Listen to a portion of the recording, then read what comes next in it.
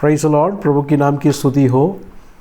मत्ती के सुसमाचार के इस बाइबल अध्ययन में मैं आपको स्वागत करता हूं। पिछले 5 सेशन में परमेश्वर हमसे बात किया। आगे के सेशन के लिए हम लोग प्रार्थना करेंगे। आज जो है हम लोग मत्ती का सुसमाचार 2 अध्याय 13 से लेके 18 वचन के अंदर रुककर प्रभु के वचन को हम लोग मनन करेंगे। हमने अभी तक देखा कि किस तरह ज्योतिषियों ने यीशु मसीह के पास आकर और यीशु मसीह के सामने दंडवत करते हैं और यहूदियों का राजा होकर पैदा हुआ करके हम लोग 2 अध्याय में देखा।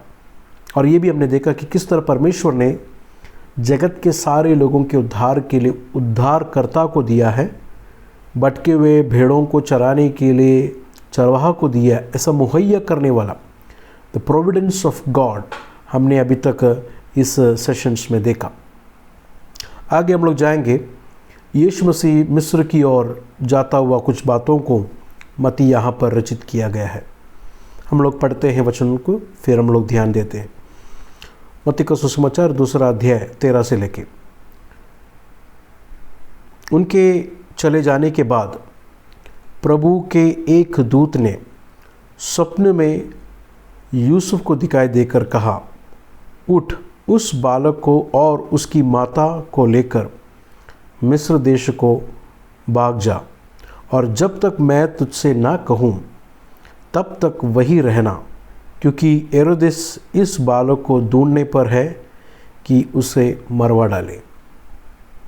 यहाँ पर हमें पता है कि ज्योतिषियों को गुमराह कर कर यहूदियों का राजा होकर पैदा हुआ यीशु मसीह ने तो मसीहा को ख़त्म करने के लिए हेरोदेस राजा जो है सोचता है, प्लान करता है। उसका सोच, उसका प्लान ज्योतिषियों को नहीं समझ में आया। हालांकि वो तारे पढ़ते हैं, तारे को समझते हैं, लेकिन हेरोदेस के मन के अंदर के विचार को वो लोग नहीं पढ़ पाए। तो यहाँ पर कितना भी बड़ा ज्ञानी हो, कितना भी बड़ा ज्योतिषी हो, उसका समझ कितना सीमित है कर हम देख सकते हैं। एक व्यक्ति के दिल में क्या विचार हो रहा है परमेश्वर समझता है। वो आगे क्या स्टेप लेने जा रहा है, वो आगे क्या प्लान कर रहा है करके परमेश्वर पहले से ही समझकर अपने पुत्र को उस दुष्ट व्यक्ति के हाथ से बचाता हुआ बातों को हम लोग देख सकते हैं। लेकिन मत्ती जो है ये घटना को बताने के वक़्त मत्ती हमसे कहता है कि ये सब कुछ जो है परमेश्वर का वचन का पूर्तिकरण है। The word of God is being fulfilled. हालांकि हेरोदेस अपने उस दुष्ट मन में मसीहा को ख़त्म करने के लिए सोचा, परमेश्वर वो दुष्टता के बीच में भी परमेश्वर के वचन को पूरा करता हुआ फुलफिलमेंट हम लोग देख सकते हैं। मेरे अजीज़ों, मत्ती का सुसमाचार 1 और 2 अध्याय अगर आप लोग ध्यान से पढ़ेंगे तो परमेश्वर का परमाधिकार को हम लोग देख सकते हैं, द सॉवरेनिटी ऑफ गॉड। हेरोदेस बादशाह हो, उसका विचार होने दो, या कोई भी देश होने दो, या ज्योतिषी होने दो, जाति लोग होने दो, कोई भी कुछ भी विषय होने दो, परमेश्वर हर एक चीज़ों के ऊपर, हर एक व्यक्ति के ऊपर परमाधिकार करता है करके हम लोग देख सकते हैं। तो यहाँ पर यूसुफ को सपने में स्वर्गदूत ने आकर उसे चेतावनी दी। ये 3 बार 2 अध्याय में हम लोग देख सकते हैं। 1 और 2 अध्याय एक साथ पढ़ेंगे तो 3 बार जो है स्वर्गदूत प्रकट होकर चेतावनी देता है। यहाँ पर यूसुफ का ओबीडियंस को हम लोग देख सकते हैं।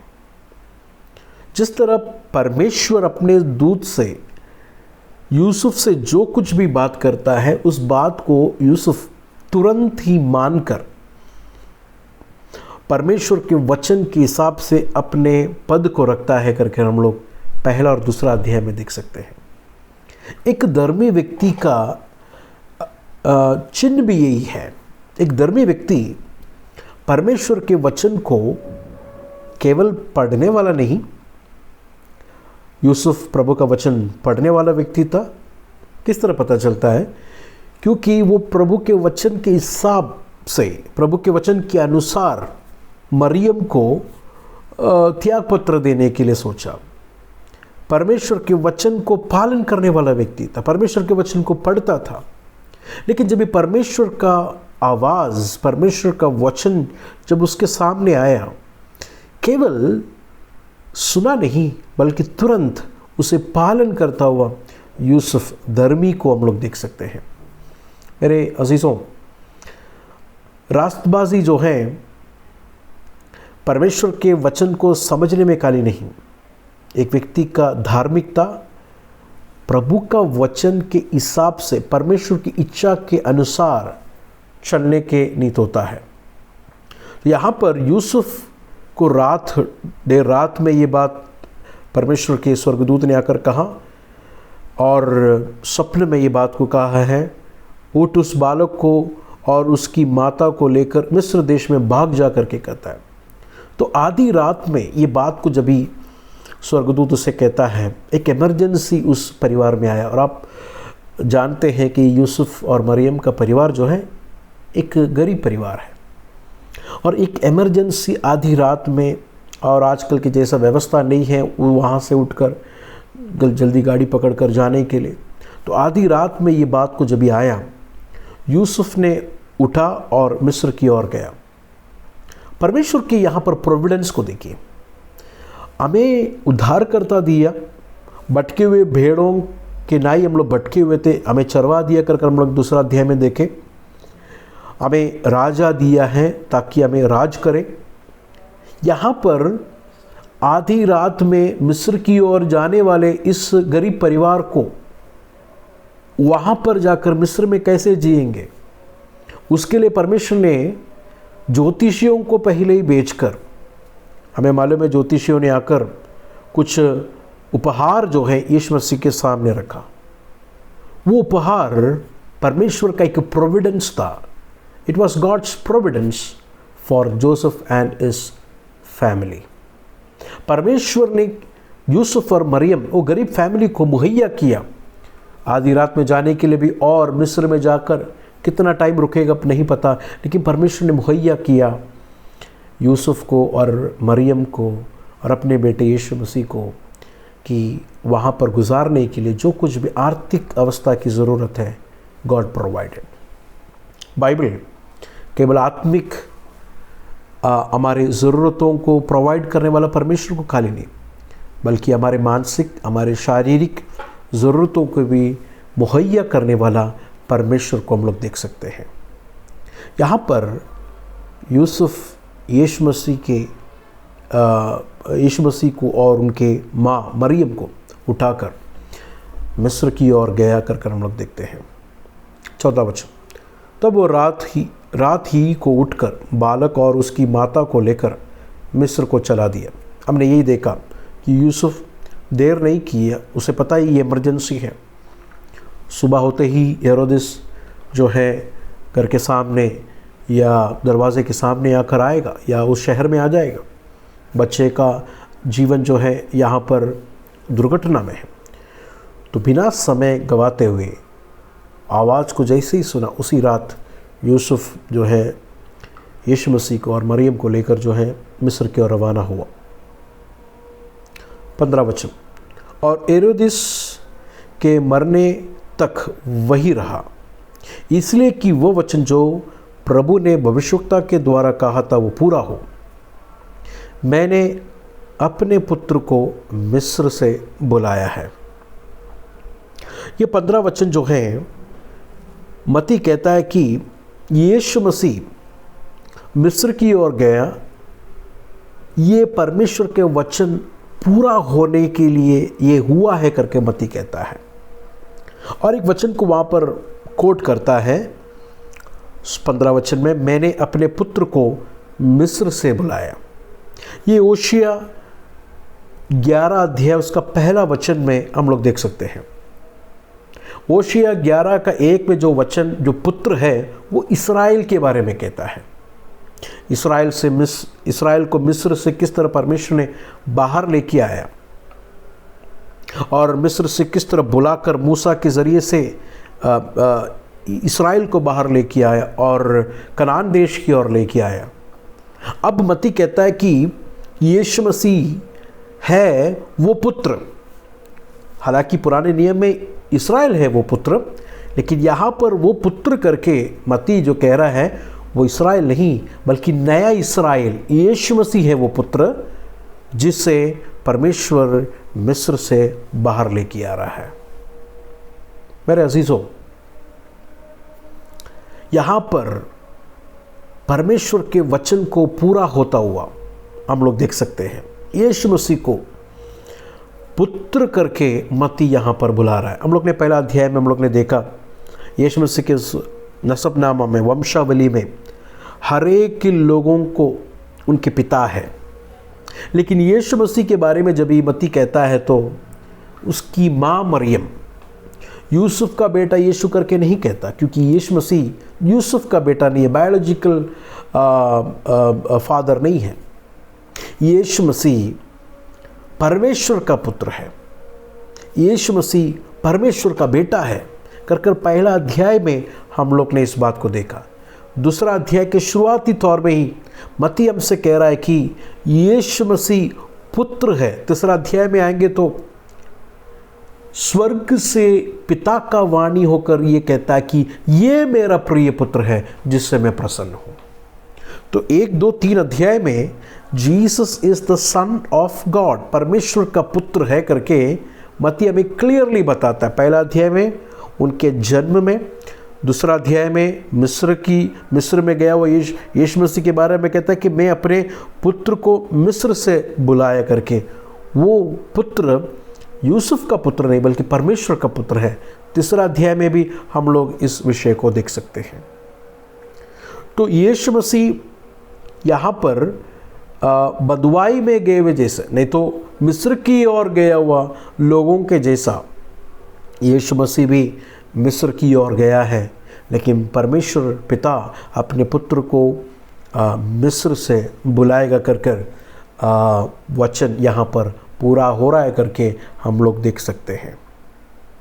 16 वचन, जब हेरोदेस ने ये देखा कि ज्योतिषियों ने उसके साथ धोखा किया है तब वो क्रोध से भर गया और लोगों को बेचकर ज्योतिषियों द्वारा ठीक ठीक बताए गए हुए समय के अनुसार बेतलहम और उसके आसपास के स्थानों के सब लड़कों को जो 2 वर्ष के या उसमें उससे छोटे थे, लड़कों को जो 2 वर्ष से उससे छोटे थे मरवा डाला। तो यहाँ पर एक क्रोधित क्रूर एक व्यक्ति को हम लोग देख सकते हैं। हेरोदेस बादशाह का जो इतिहास अगर हम लोग देखते हैं तो वो उसने अपने बेटों को ख़त्म किया, अपने बीबी को ख़त्म किया, अपने स्थान के लिए, अपने कुर्सी के लिए जो प्यास उसके अंदर जो था उसके सामने जो भी आएगा उसे वो ख़त्म कर देता था। ऐसा क्रूर एक दुष्ट व्यक्ति यहाँ पर जो है बड़ा सा एक अकाल को मचाता है कर हम लोग देखते हैं। 2 वर्ष या उससे छोटे बच्चों को जो है वो मरवा दिया कर हम लोग देखते हैं। अगला 17 वचन देखें, तब जो वचन यिर्मयाह भविष्यवक्ता के द्वारा कहा गया था वह पूरा हुआ। रामा में एक करुणनाद सुनाई दिया, रोना और बड़ा विलाप। राहेल अपने बालकों के लिए रो रही थी और शांत होने ना चाहती थी क्योंकि वे अब नहीं रहे। यहाँ पर रुककर हम लोग एक बात को समझना है। 17 वचन में मत्ती कहता है कि जो हेरोदेस ने जो किया है, बच्चों को जो मारना है, 17 वचन में कहता है कि तब जो वचन यिर्मयाह भविष्यवक्ता के द्वारा कहा गया था वह पूरा हो गया। और वहाँ पर 18 वचन में यिर्मयाह 31:15, यिर्मयाह 31:15 वचन को जो है मत्ती कोट करके कहता है कि रामा में एक बड़ा सा रोना और बड़ा विलाप जो है दिखाई दिया या सुनाई दिया, और राहेल अपने बालकों के लिए रो रही थी और शांत होना ना चाहती थी क्योंकि वो अब नहीं रहे।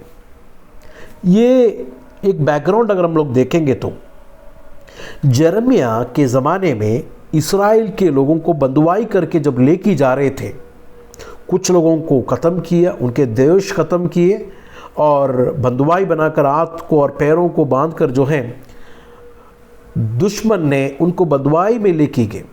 और बंधुआई में लेके जाने के वक्त बड़ा विलाप और रोना और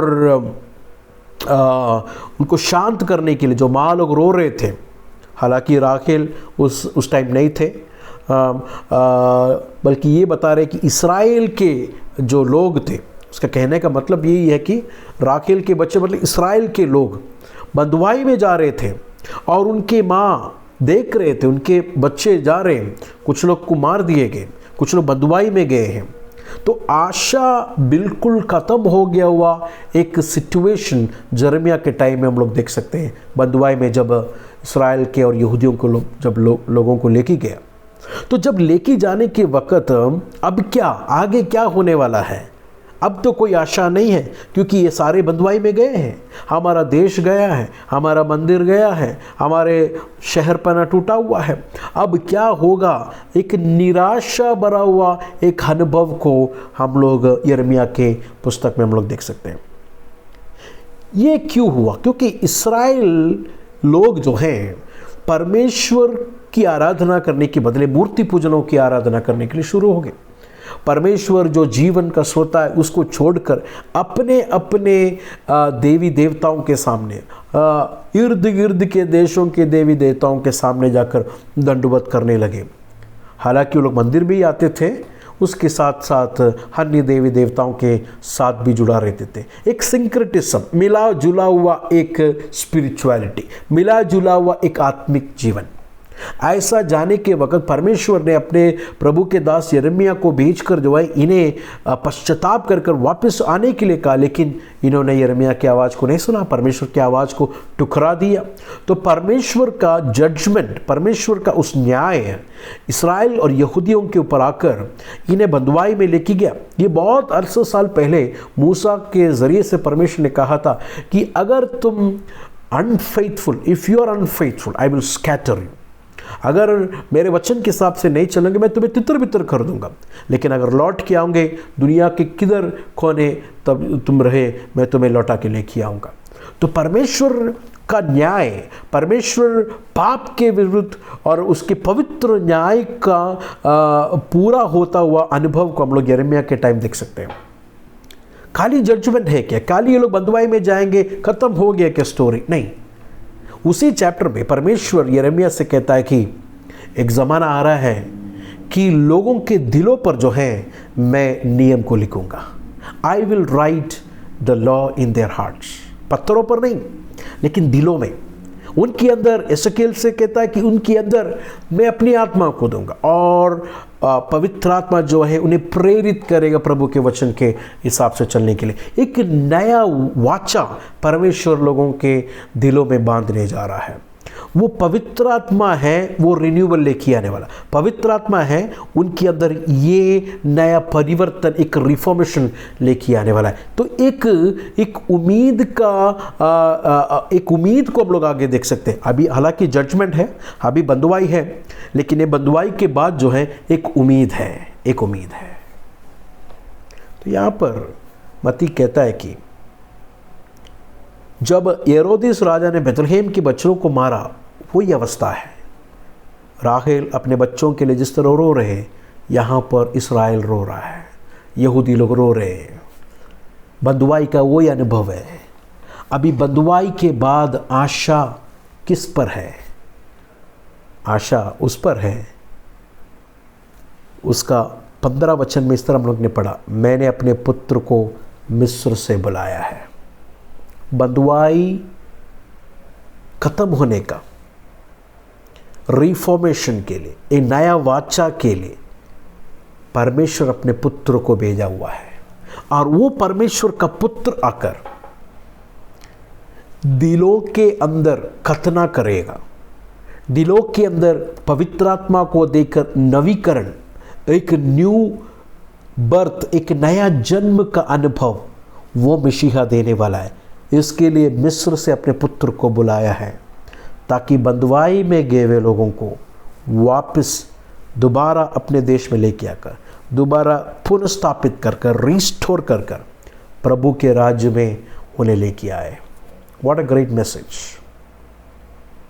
यीशु मसीह बंधुआई में गए वे लोग, परमेश्वर से दूर गए वे लोग, आशा रहित लोग को दोबारा आशा में दोबारा उस पुनर्स्थापित कर कर, रिस्टोर कर कर, उनके अंदर नवीकरण देके, उनके अंदर एक reformation, revival of the Holi spirit, पवित्र आत्मा का एक नवीकरण उनके अंदर आकर, दिलों में कोई पड़ोसी उन्हें बताने की ज़रूरत नहीं परमेश्वर ऐसा है, परमेश्वर ऐसा है, उनके दिलों में ही पवित्र आत्मा ये वचन लिखेगा।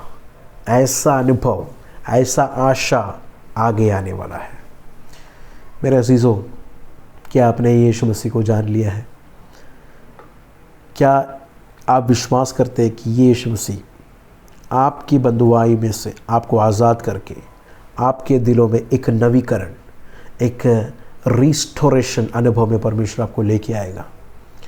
अगर आप विश्वास करते हैं तो अपने दिल, अपना मन, अपना जीवन यीशु मसीह के हाथों में दें। ये वचन और एक बार सुनिए। इस वचन के अनुसार यीशु मसीह के पास आइए। यीशु मसीह क्यों आया है? आज़ाद करने के लिए, टू गिव यू होप, आपको रिस्टोर करने के लिए, आपके अंदर होली स्पिरिट का रिन्यूअल, नवीकरण करने के लिए यीशु मसीह आया हुआ है।